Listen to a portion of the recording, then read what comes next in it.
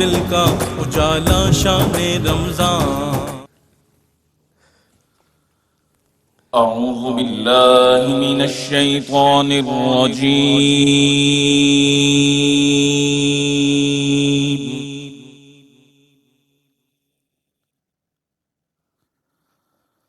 بسم اللہ الرحمن الرحیم.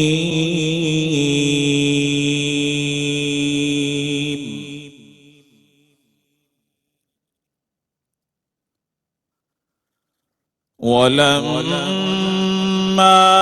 رجع موسى إلى قومه غضبان آسفا قال بئس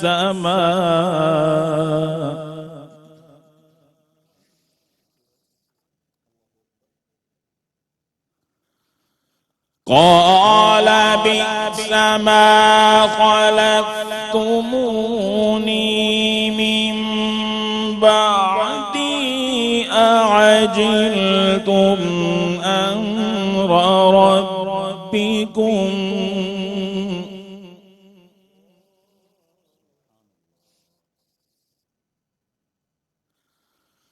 وألقى الألواح وأخذ برأس أخيه يجره إليه. الله أكبر الله أكبر. قال ابن أم إن القوم استضعفوني وكادوا يقتلونني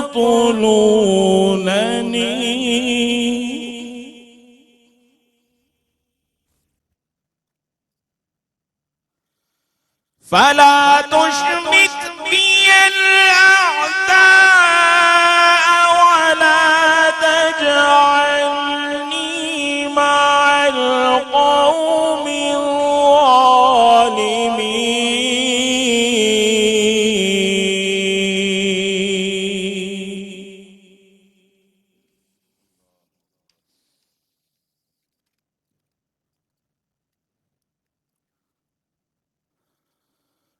قال رب اغفر لي ولأخي وأدخلنا في رحمتك وأنت أرحم الراحمين. سبحان الله سبحان الله سبحان الله. إن الذين اتخذوا العجل سينالهم غضب من ربهم وذلة في الحياة الدنيا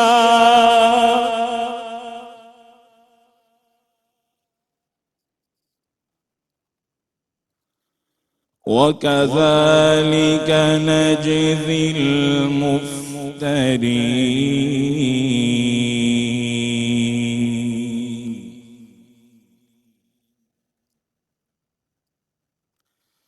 وكذلك نجزي المفترين.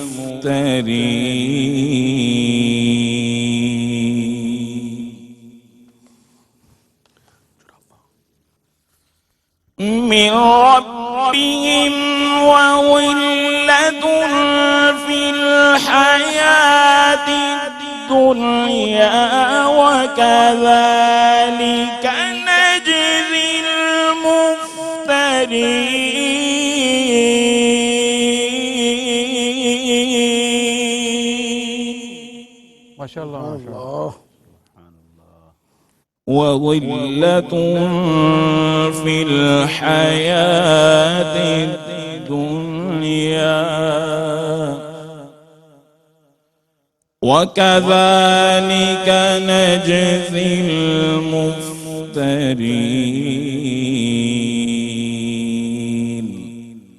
صدق الله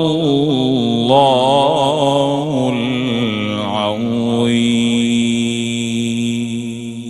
بسم اللہ الرحمن الرحیم الحمدللہ رب العالمین والصلاة والسلام علی سید الانبیاء والمرسلین وعلی آلہ وصحبہ اجمعین۔ ناظرین السلام علیکم۔ داتا کی نگری لاہور سے ایئر وائیکو ٹی وی پر رحمت سحر میں خصوصی سیگمنٹ خزینہ رحمت میں آپ کا میزبان صفدر علی محسن حاضر خدمت ہے۔ ناظرین، جب بندہ دعا کی قبولیت کا راز پا لیتا ہے تو پھر کیفیت یہ ہو جاتی ہے کہ شان آنکھوں میں نہ جچتی تھی جہاں داروں کی۔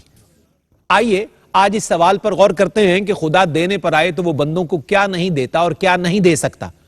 رب لم یزل فرعون کو 450 سال کی عمر دیتا ہے، بادشاہت بھی دیتا ہے، قارون کو دولت بھی دیتا ہے اور رونت بھی دیتا ہے، سکندر کے قدموں میں 3/4 دنیا کو ڈال دیتا ہے، کیسر کو روم جیسی سلطنت بخشتا ہے اور کسرا کو ایران کا تخت عطا کر دیتا ہے۔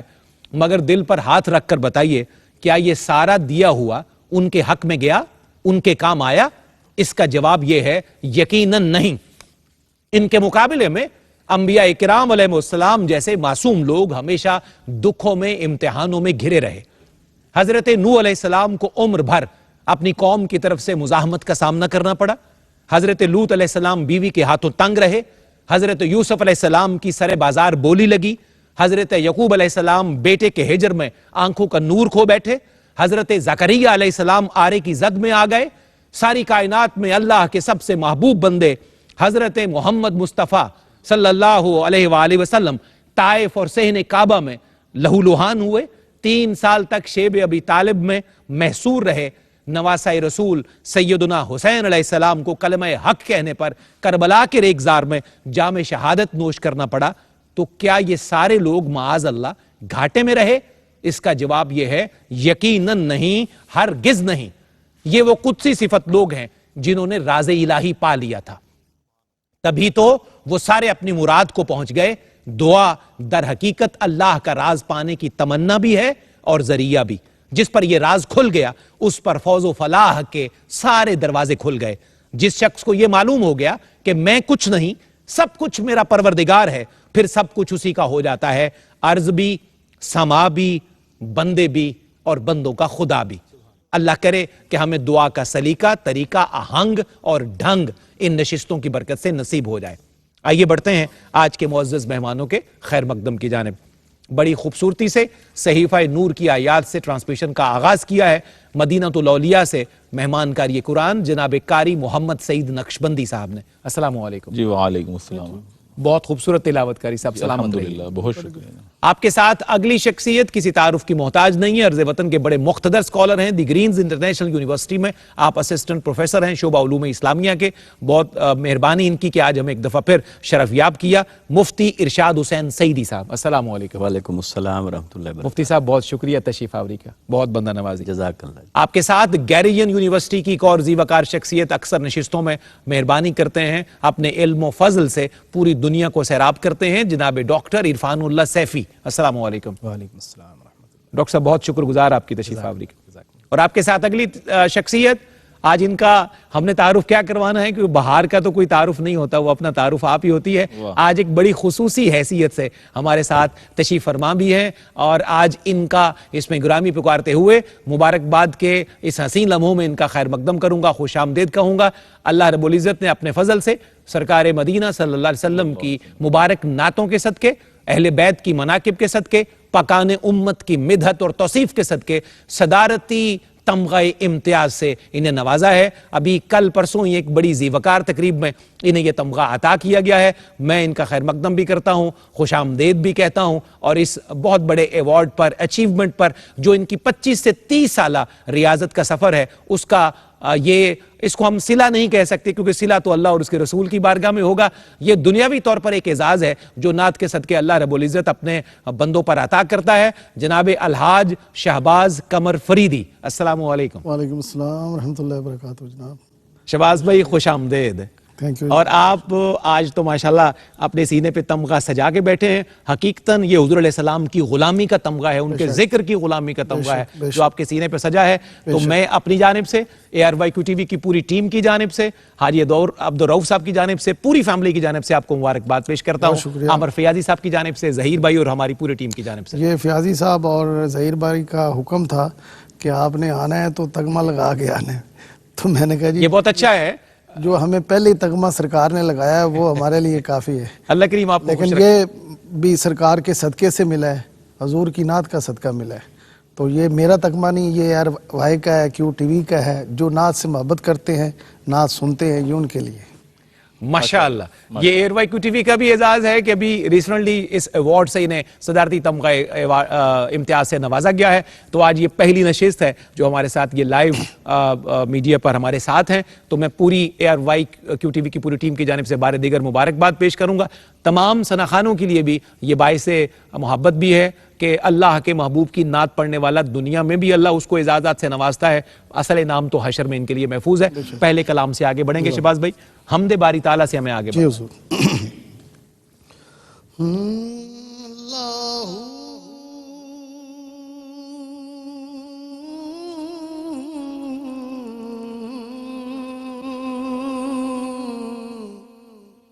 اللہ اللہ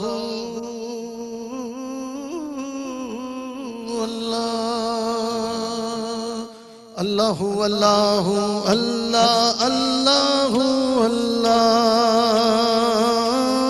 اللہ اللہ اللہ اللہ اللہ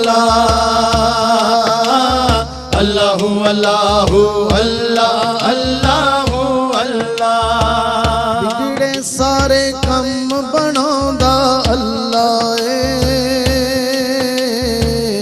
ساریاں دی گل بناوندا اللہ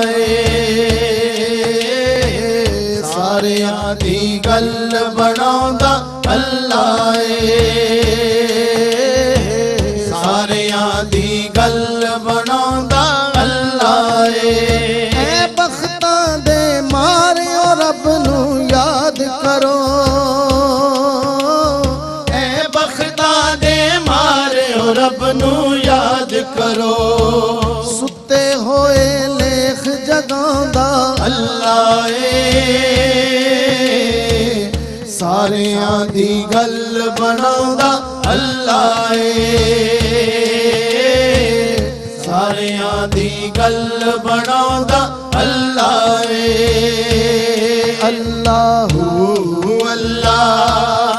اللہ اللہ اللہ اللہ اللہ اللہ اللہ اللہ اللہ اللہ اللہ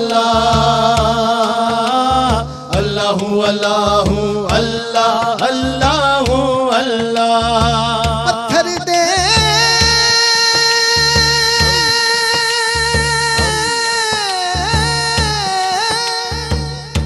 پتھر دے کیڑیاں نوں وی فکر نہیں پتھر دے وچ کیڑیاں نوں وی فکر نہیں گھر گھر یارو رزق پہنچاوندا اللہ گھر گھر یارو رزق پہنچاوندا اللہ ساریاں دی گل بناوندا اللہ ساریاں دی گل بناوندا اللہ جیڑا دل نال اللہ اللہ کردا جیڑا دل نال اللہ اللہ کردا اونوں اپنا حرم وکھاوندا اللہ ساریاں دی گل بناوندا اللہ ساریاں دی گل بناوندا اللہ اپنے یار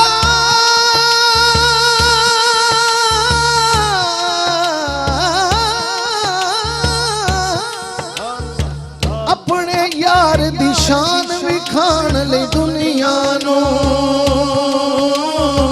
अपने यार दी शान विखाण ले दुनिया नू अरशां उत्ते कोल बुलांदा अल्लाह ए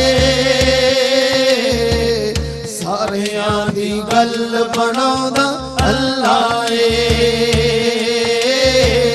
सारियां दी गल बनांदा अल्लाह ए सारियां दी गल बनांदा अल्लाह ए अल्लाह अल्लाह अल्लाह अल्लाह अल्लाह अल्लाह अल्लाह अल्लाह अल्लाह अल्लाह अल्लाह अल्लाह अल्लाह अल्लाह अल्लाह अल्लाह अल्लाह सुभान अल्लाह सुभान अल्लाह सुभान अल्लाह। माशाअल्लाह। बहुत खूबसूरत आगाज हो गया हमदे बारी ताला से। वक्फे की जानिब हमने बढ़ना है, वापस आते हैं तो अल्लाह के करीम नबी कलीमुल्लाह सैयदुना मूसा अलैहिस्सलाम की दुआ उन्वान गुफ्तगू होगी इंशाअल्लाह वक्फे से वापसी पर। जी नाज़रीन, आपका खैर मकदम है दाता की नगरी लाहौर से रहमत सहर में खुसूसी सेगमेंट खजीना रहमत में। हमारा आज का उन्वान गुफ्तगू है सैयदुना मूसा अलैहिस्सलाम की दुआएं। गुफ्तगू का आगाज करते हैं जनाब मुफ्ती इरशाद हुसैन सईदी साहब से। मुफ्ती साहब किबला, सूरा अल आराफ की आयत नंबर 151 है, रब्बिग़फिर ली वली अखी व अदखिलना फी रहमतिक व अंत अरहमुर राहिमीन।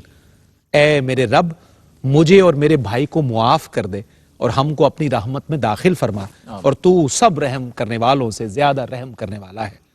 हजरत मूसा अलैहिस्सलाम की ये दुआ है, तो इस दुआ का पस मंजर क्या है, आपकी कौम का तारुफ क्या है, आप इससे आगाज फरमा दीजिए ताकि हमारे लिए मौजू को समझना आसान हो जाए।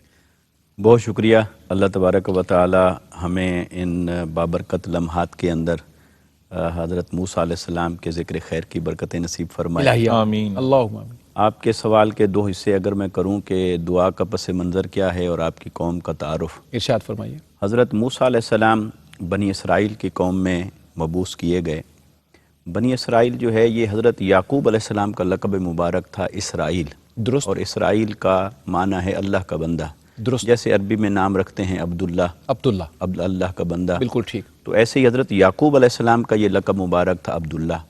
तो जो आपकी औलाद हुई वो बनी इसराइल कहलाई। बिल्कुल ठीक। तो अल्लाह ताला ने आपको 12 बेटे अता फरमाए और उन्हीं में एक हज़रत यूसुफ अलैहिस्सलाम थे। सही। तो उन्हीं की आगे नस्लें चलीं और आबाद हुईं तो वो सारे के सारे बनी इसराइल कहलाए। दुरुस्त। जहाँ जहाँ तक ताल्लुक़ है इस बात का कि फिर इनका असल वतन, तो असल वतन याकूब अलैहिस्सलाम का, इब्राहीम अलैहिस्सलाम का, इसहाक़ अलैहिस्सलाम का वो यही फ़लस्तीन और बलाद शाम था। जी बिल्कुल ठीक। लेकिन यूसुफ अलैहिस्सलाम के साथ जो वाक़या हुआ, अपने भाइयों ने जो कुछ उनके साथ किया, वो उस हादसा के नतीजे में मिस्र पहुँचे। बिल्कुल ठीक। तो मिस्र पहुँचे तो वहाँ तमाम मराहिल से गुज़रने के बाद अल्लाह ताला ने जब उन्हें शान व शौकत से नवाजा तो हज़रत याकूब अलैहिस्सलाम और उनकी तमाम औलाद और तमाम ख़ानदान, बाज़ रिवायात के मुताबिक तकरीबन 80 लोग थे, अफराद थे, वो सारे फिर मुंतकिल हुए मिस्र के अंदर। बिल्कुल ठीक। और ऐसे ही फिर मिस्र के अंदर बनी इसराइल का आगाज़ हुआ और उनका वो वतन इकामत बना और वहाँ वो आबाद होना शुरू हुए। सही। तो जब हज़रत मूसा अलैहिस्सलाम की तशरीफ़ आवरी होती है तो कम व बेश बनी इसराइल की तादाद वहाँ मिस्र के अंदर 6 लाख तक पहुँच चुकी थी। अल्लाहु अकबर। जो दूसरी मकामी आबादी वहाँ तक थी वो किब्ती कबीला था। बिल्कुल ठीक। जहाँ से ये फ़िरौन था, क्योंकि फ़िरौन तो मिस्र के बादशाह का टाइटल हुआ करता था। तो वो जितने भी फ़राईन आए, बादशाह आते थे यके बाद दीगरे, तो वो किब्ती कबीला से हुआ करते थे, वो मकामी आबादी थी। बिल्कुल सही। और ये बनी इसराइल वहाँ पर माइग्रेट हुए थे उस वक्त से। तो हज़रत मूसा अलैहिस्सलाम के ज़माने मुबारक में किब्ती कबीले का और फ़िरौन का जुल्म जो है वो अपनी इंतहा को पहुँच गया बनी इसराइल के साथ। अल्लाहु अकबर। तो बनी इसराइल के ऊपर जुल्म और सितम इतने ढाए गए, हत्ता कि कुरान मजीद ने उसको बयान किया कि उसने फ़ैसला कर लिया कि हर पैदा होने वाला लड़का, बेटा ज़िबा कर दिया जाएगा, सिर्फ औरतों को रखा जाएगा। और फिर उन पर जीना तंग कर दिया गया, ज़मीन तंग कर दी गई उनका। तो अल्लाह तबारक व तआला ने फिर उनकी फरियाद सुनी तो मूसा अलैहिस्सलाम को मबूस फरमाया। सही। अब मूसा अलैहिस्सलाम अपनी कौम को फ़िरौन के जुल्म व सितम से आज़ाद करा कर दरियाए नील को अबूर करके پھر آپ تشریف فرما ہوئے واپس فلسطین کی طرف. یہ قوم کا تعارف بنتا ہے ان کا. اور ایک جملہ اس میں اور ایڈ کرنا چاہتا ہوں، پھر میرا خیال وقت کے دامن میں گنجائش نہیں رہی. وہ یہ کہ یہ جو قوم ہے بنی اسرائیل، اس میں پے در پے اللہ تبارک و تعالیٰ نے کم و بیش 30,000 انبیاء کرام کو تو انہی کی نسل میں سے مبعوث فرمایا ہے.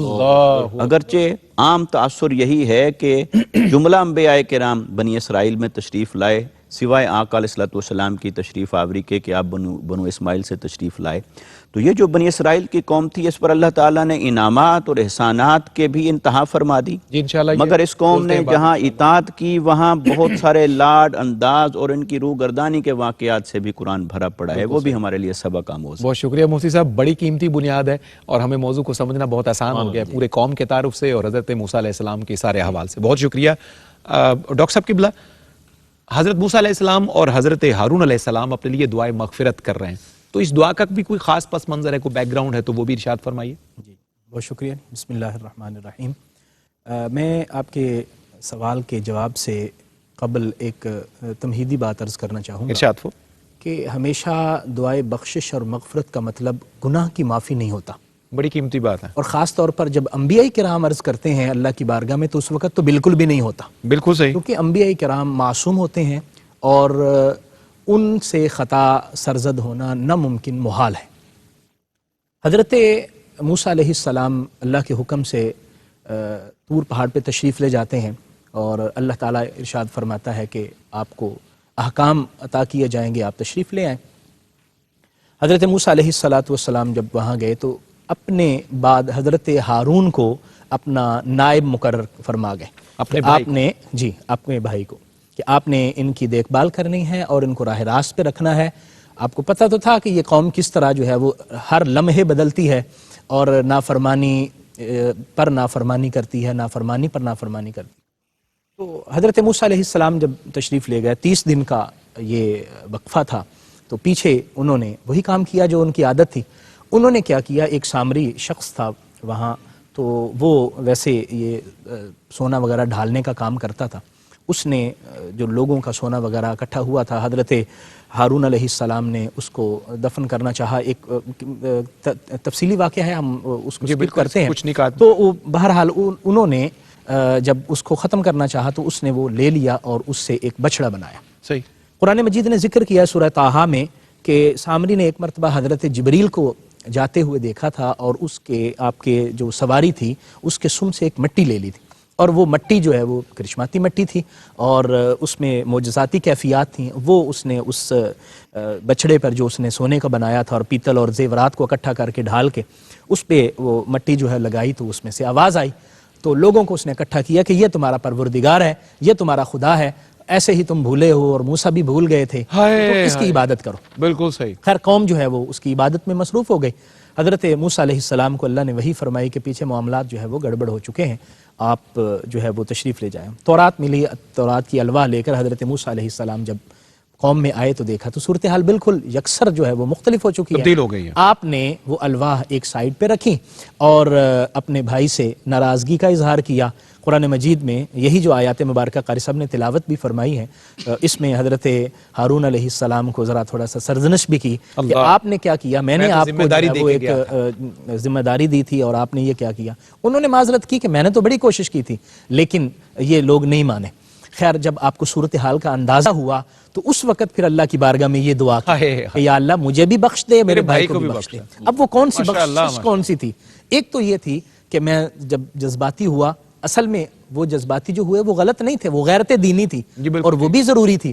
لیکن جب صورتحال دیکھی کہ میرے بھائی کا کوئی قصور نہیں ہے تو اللہ کی بارگاہ میں ایک اس لیے بھی دعا کی، مالک میرے جذبات کی وجہ سے اگر ان کے دل کو کوئی ٹھیس پہنچی ہے تو وہ میں معذرت کرتا ہوں، اور ان کے لیے بھی کہ اگر کہیں ان سے بھی کچھ تھوڑا سا اپنے فرائض منصبی میں اگر کوئی مسئلہ ہوا ہے تو کرم فرما. حالانکہ کوئی وہاں غلطی نہیں ہوئی تھی، اللہ کی بارگاہ میں یہ دعا کی. تو نبی کریم صلی اللہ علیہ وآلہ وسلم دن میں 100 مرتبہ، ایک روایت میں 70 ہے، ایک میں 100 مرتبہ اللہ کی بارگاہ میں استغفار کرتے تھے. تو اللہ کی بارگاہ میں استغفار کرنا یہ انبیاء کرام کا طریقہ اور ان کی سنت ہوا کرتا. سبحان اللہ. استغفار کرنا انبیاء کا طریقہ اور سنت ہے. اور اس سبق سے یہ بھی پتا کہ معذرت کر لینا بھی, کسی چیز کو ایکسیپٹ کر لینا بھی انبیاء کے نقوش پا پہ چلنے کے مترادف ہے. اللہ کریم ہمیں یہ سلیقہ عطا فرمائے. آئیے کلام کی طرف بڑھتے ہیں. شہباز بھائی ہیں اور آج آپ کا تمغہ بھی چمک رہا ہے, آپ بھی چمرے, تمغہ بدست اب بیٹھے ہیں تو بڑا اور لطف آ رہا ہے. بسم اللہ, کیا کلام آج سے پیش کیجئے گا, فرمائیے گا. میری جھولی میں رہتے ہیں صدا ٹکڑے محمد کے. شہباز بھائی سبحان اللہ, سبحان اللہ. تیرے ٹکڑوں سے پلے غیر کی ٹھوکر پہ نہ ڈال, تیرے ٹکڑوں سے پلے غیر کی ٹھوکر پہ نہ ڈال, چھڑکیاں کھائیں کہاں چھوڑ کے صدقہ تیرا. ایک مختصر وقفہ.